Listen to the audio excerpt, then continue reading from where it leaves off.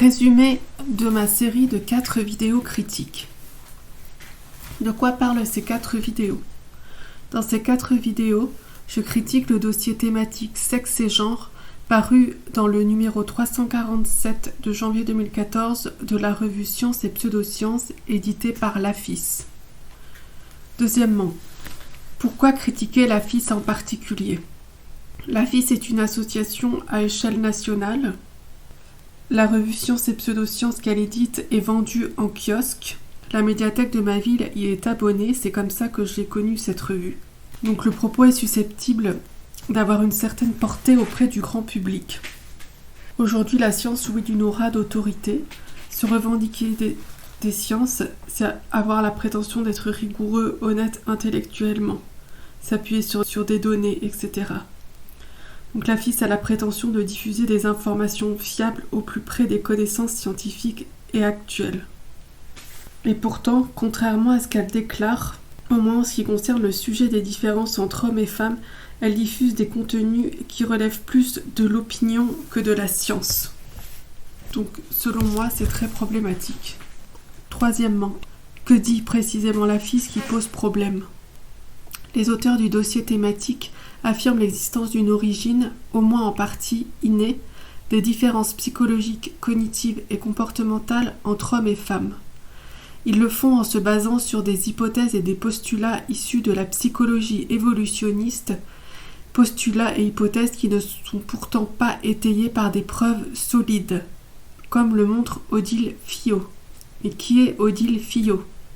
Odile Fillot fournit depuis maintenant plus de 10 ans des analyses critiques très pointues sur les recherches et les discours portant sur ce sujet. Elle met en évidence de nombreux biais chez les chercheurs qui les amènent à faire des erreurs et à produire des études douteuses. Elle révèle également le manque de rigueur de certains scientifiques, notamment des chercheurs dont ce n'est pas la spécialité, qui diffusent de fausses informations auprès du grand public sur ces sujets. Ainsi, je confronte le contenu de l'AFIS avec le travail d'Odile Fillot pour dénoncer ce que je pense être de la malhonnêteté intellectuelle de la part de cette association qui se revendique pourtant des sciences. Dans la première vidéo, je présente l'AFIS, ses intentions, la revue Sciences et Pseudosciences qu'elle édite. Je me penche sur l'introduction du dossier rédigé par le rédacteur en chef, Jean-Paul Krivine. Je montre que dès cette introduction, l'auteur semble plus défendre des opinions que présenter des résultats scientifiques fiables. Dans la seconde vidéo, je me penche sur le premier article de Franck Ramu du dossier.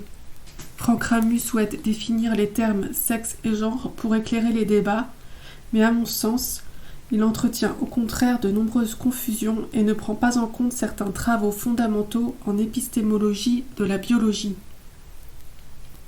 Dans la troisième vidéo, je critique un paragraphe en particulier du deuxième article de Franck Ramu qui s'appuie sur un postulat de psychologie évolutionniste.